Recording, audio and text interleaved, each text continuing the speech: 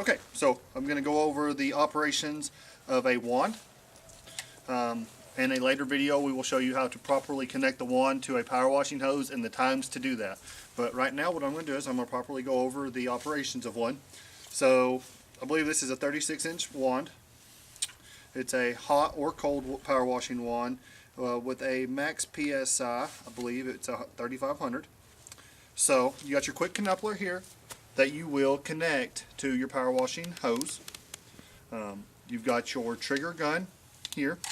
You've got an insulator here because we do run hot water, and it does get extremely hot, so this protects your hand from the hot water. You got your aluminum wand, and you got another quick connect down here. This is where you will put the tip on which, whatever tip it may be, you will put it in to be able to get your fan pattern that you need. The tips will be color coded, and you will have a chart on which tip gives you which fan pattern, so that way you know and you're not putting too much pressure or not enough. But what's very important for you to understand is that inside of this quick coupler here, you've got an O-ring. You're probably not going to be able to see it real well on the camera, which is fine. I'll show you that later in a in-person training, the hands-on training course. But there is an O-ring, a rubber O-ring in there. From experience, if you do not set these down in there all the way and you think you did, and you pull that wand, as soon as all that pressure hits the end, it not only shoots this to God knows where, I've lost a few of them, it also takes out the rubber O-ring on the inside of here. Then, when you put on another tip, you have to go back to the truck, get you another tip, and then once you properly seat it on there, with that O-ring missing, it will just allow water to flow freely out of this, but not through the tip. So you're not going to get any jobs done. You're not going to be able to get any kind of pressure because there is no O-ring in there sealing everything up.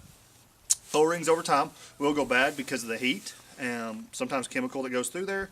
So we will be checking those regularly and so on and so forth. So another very important thing is at the end of the day, when you're done with the power washing one, especially during the winter time, summertime's not that big a deal, but you will want to unconnect this from the hose and pull the trigger. And what that'll do is all the water that is captured in here will flow out the bottom. To kind of give you a little idea, your trigger here is what holds pressure back from here.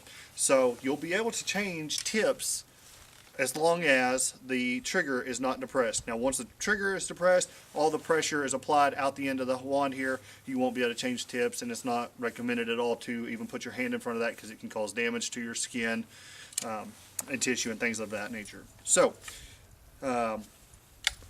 compress the trigger, allow the water to flow out freely, and that way it will keep it from freezing up the trigger guns.